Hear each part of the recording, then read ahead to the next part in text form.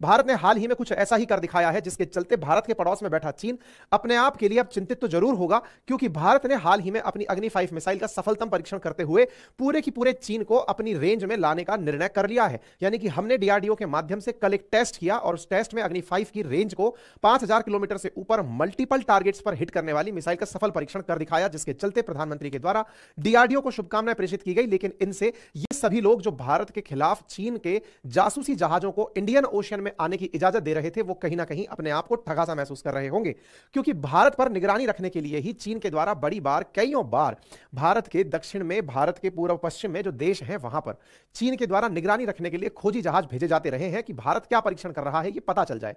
यही कारण है कि श्रीलंका ने जब इनको मना किया कि ये जहाज को अपने यहां पर नहीं आने देंगे, तो इन्होंने मालदीव्स के ऊपर डोरे डाल दिए और अपना जासूसी जहाज वहां ले जाकर खड़ा कर दिए। लेकिन संभवतः इस बार इन्हें सफलता नहीं मिली, क्योंकि भारत ने इनके डर को सही सिद्ध कर दिया। असल मायने में भारत अग्नि 5 को लेकर के बहुत सिक्योर और श्योर था, लेकिन चीन को डर यह भी है भारत से कि ना केवल अग्नि 5, भारत हाइपरसोनिक विमान भी बना रहा है, हाइपरसोनिक मिसाइल्स भी बना रहा है, और भारत के अग्नि 5 परीक्षण पर चीन की चिंता लाजमी है, क्योंकि अब अगर भारत और चीन के बीच कॉन्फ्लिक्ट होता है तो भारत उसे किसी भी समय अपनी रेंज में समेट सकता है, यानी भारत चीन के किसी भी कोने पर बम बरसा सकता है।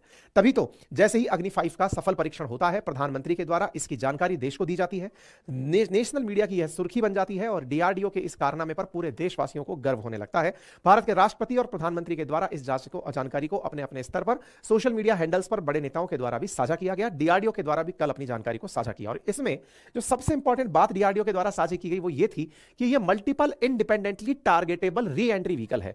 मतलब ये एक MIRV प्रकार का अग्नि 5 मिसाइल है जो एक ही बार चलाया जाएगा, तो भी ये अपने साथ रास्ते में, अगर मान लीजिए कि आपने चलाया इसको चीन के लिए और आपको रास्ते में लगता है कि मुझे पाकिस्तान पर भी बम बरसाते हुए जाना है, तो पाकिस्तान पर भी ये अपने में से एक टुकड़ा निकाल के गिरा देगी। यानी कि एक ही बार की ड्राइव में ये कई टारगेट्स को अपना निशाना बना सकते हैं। मान लीजिए यहां से आपने यूरोप के किसी देश पर इसे लॉन्च किया, रास्ते में लगता है कि हमको पाकिस्तान को निपटाते हुए जाना है या फिर किसी XYZ देश को निपटाते हुए गोली गिराते हुए जाना है, तो ये अपने आप ही उसमें से गोला निकालकर टारगेटेड तरीके से उस डेस्टिनेशन को टारगेट कर सकती है। यह इसकी बहुत बड़ी विशेषता है। साथियों, जानकर आश्चर्य होगा कि इसकी स्पीड कल्पना से परे है। ये इतना तेज गति से चलेगी। अगर हम आवाज की गति को एक सीमा माने तो आवाज की गति 1234 किलोमीटर प्रति घंटे के लगभग होती है। यहां पर इसकी मतलब जिसको आप मैक 1 के नाम से जानते हैं।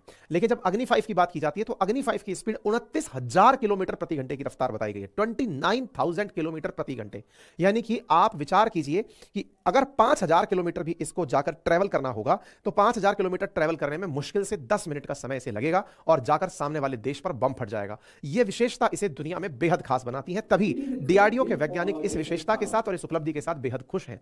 दुनिया भर में 5,000 किलोमीटर से ऊपर की जो मिसाइलें हैं जिनके माध्यम से कोई एक देश अपने कॉन्टिनेंट से दूसरे कॉन्टिनेंट पर बम बरसाने की स्थिति में होता है तो उन्हें इंटरकॉन्टिनेंटल मिसाइल कहा जाता है।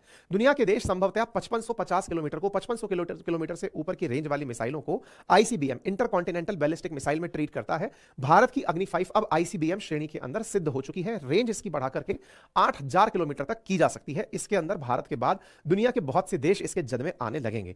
डीआरडीओ जिसके द्वारा यह कार्य किया गया है वो देश भर के अंदर 50 प्रयोगशाला के माध्यम से नई तकनीकी के विकास के लिए भारतीय सेना को उन्नत प्रौद्योगिकी देने के लिए तमाम निरंतर प्रयास करते हुए रहती है। डीआरडीओ के द्वारा ही अग्नि कार्यक्रम को, जिसको कि हम पटना मिसाइल सिस्टम के माध्यम से integrated guided missile development programme के नाम से जानते हैं, जिसमें पृथ्वी, अग्नि, त्रिशूल, नाग और आकाश जैसी मिसाइलें शामिल की जाती हैं।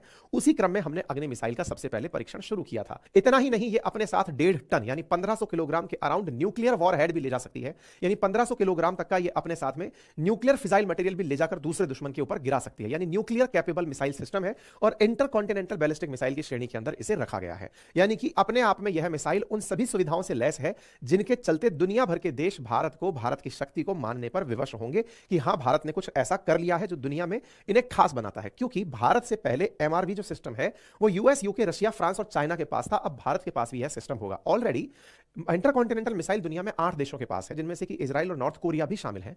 लेकिन यह वाला जो सिस्टम है जिसको MIRV कहा गया है, अब भारत छठा देश होगा जिसके पास मल्टीपल टारगेट को हिट करने की कैपेसिटी वाली मिसाइल होगी, जो एक ही बार में जब चलाई जाएगी तो एक साथ कई जगह पर गोले गिराते हुए अपने हिसाब से निशाने बनाते हुए चल सकती है। यानी एक बार उड़ना शुरू हुआ, दार एस सलाम, बीजिंग, शंघाई, मॉस्को, कई जगह पर गोला गिराते हुए मिसाइल उड़ते हुए जा सकती है। ठीक है ना?